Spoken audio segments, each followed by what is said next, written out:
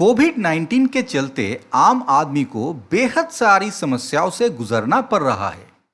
कईयों की नौकरी जा चुकी है, श्रमिकों का पलायन, जीडीपी का 20% से भी ज्यादा गिरना और बहुत सी ऐसी ही समस्याएं जो आम आदमी को हर स्तर पे दिक्कत पहुंचा रही है। इन्हीं में से एक है आर्थिक तंगी। नौकरी जाना या सैलरी कम हो जाना या फिर कारोबार का डूबना किसी भी इंसान को उसके फाइनेंशियल ऑब्लिगेशन जैसे कि बैंक से लिए गए लोन के किस्तें या फिर म्यूचुअल फंड के एसआईपी को बुरी तरह से आघात पहुंचा सकता है। इसी को ध्यान में रखते हुए बैंकों के बैंक आरबीआई ने पहले जून और फिर अब अगस्त में कुछ ऐसा प्लान तैयार किए हैं जिसका लाभ एक आम इंसान उठा सके। ऐसे ही एक योजना का नाम है पर्सनल लोन रिजोल्यूशन या पर्सनल लोन रिस्ट्रक्चरिंग प्लान। आइए देखते हैं किस प्रकार से ये और किन्हें ये मदद करेगा। सबसे पहले जानते हैं किस प्रकार के ऋण इसके अंतर्गत पुनर्गठित हो सकते हैं। सभी प्रकार के housing loan, education loan, vehicle loan जो सिर्फ निजी वाहनों के लिए लिए गए थे, पर्सनल लोन, बाकी सभी प्रकार के रिटेल लोन जो केवल निजी उपभोग के लिए गए थे, जैसे कि क्रेडिट कार्ड्स। तो कौन योग्य है इसके लिए, यानी कौन ले सकते हैं इस योजना का लाभ?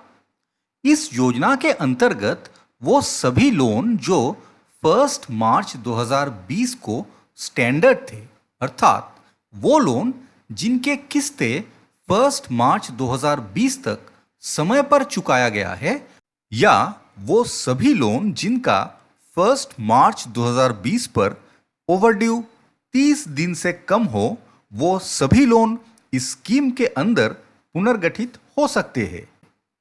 इसके लिए क्या करना पड़ेगा? कस्टमर को इसके लिए एक एप्लीकेशन देना होगा अपने बैंक के वेबसाइट के माध्यम से या अपने होम ब्रांच से। तत्पश्चात आय का प्रमाण वेतनभोगी या सैलरीड एम्प्लॉय दे सकते हैं इनमें से कोई भी डॉक्यूमेंट्स।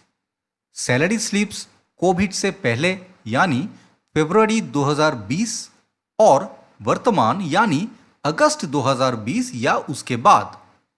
सैलरी जिस अकाउंट को जाती है उस अकाउंट की स्टेटमेंट। नियोक्ता द्वारा दिया गया कोई भी दस्तावेज जो ये दर्शाता हो कि वेतन में कमी की गई है।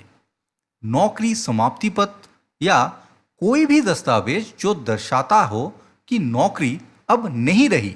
व्यापारी या सेल्फ एम्प्लॉयड व्यक्ति दे सकते हैं जीएसटी रिटर्न्स या कोई भी आर्थिक दस्तावेज जो कोविड से पहले और बाद की आय दर्शाए।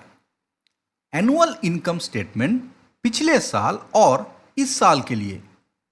यह सब ना होने पर एक अंडरटेकिंग जिसमें व्यवसायी कहता है कि उसकी आमदनी में गिरावट आई है। इन दस्तावेजों को जमा करने के बाद बैंक निर्धारित करेगा उपयुक्त समय जिसके लिए लोन को मोरेटोरियम दिया जा सकता है। मोरेटोरियम अधिकतर 24 महीने के लिए दिया जाएगा और उसके दौरान कस्टमर के लोन की रीपेमेंट पीरियड बढ़ाई जा सकती है या ईएमआई की रकम बदल सकती है। लोन आउटस्टैंडिंग, अर्जित या अर्जित होने वाला ब्याज सभी को एक साथ लेकर उपभोक्ता की आय की क्षमता के अनुसार मोरेटोरियम की ड्यूरेशन या ईएमआई की रकम तय की जाएगी।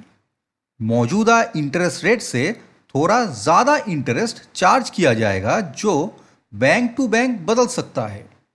ये मोरेटोरियम अभी तक बैंक द्वारा दिए गए मोरेटोरियम से अलग होगा। इस योजना का लाभ लेने के लिए कस्टमर को 31 दिसंबर 2020 से पहले अप्लाई करना पड़ेगा। ध्यान रखें, ये योजना सिर्फ मौजूदा ग्राहकों के लिए है जिन्होंने 1 मार्च 2020 या उससे पहले लोन ले रखे थे। अगर कस्टमर ने लोन 1 मार्च 2020 के बाद लिए थे तो वो इसका लाभ नहीं उठा पाएंगे। इस योजना के तहत ईएमआई सिर्फ स्थगित की गई है, ईएमआई को माफ नहीं किया गया। मॉरेटोरियम पीरियड में इंटरेस्ट इकट्ठा किया जाएगा जो ये मॉरेटोरियम खत्म होने पे वसूल किया जाएगा। सीआईसी रिपोर्ट जैसे कि सिबिल रिपोर्ट पर ये सभी लोन को रिस्ट्रक्चर्ड दिखाया जाएगा, जिससे कस्टमर को बाद में लोन मिलने के लिए दिक्कत आ सकती है। कस्टमर को एक नया एप्लीकेशन देना होगा और सैंक्शन मिलने पर बैंक नया डॉक्यूमेंटेशन भी मांगेगा। लोन पुनर्गठन की प्रक्रिया ग्राहकों के अनुमति से की जाएगी। यदि कस्टमर सक्षम है और इस सुविधा का लाभ नहीं लेना चाहता तो उसे नियमित रूप से किस्तें चुकाने के अलावा और कुछ भी करने का जरूरत नहीं।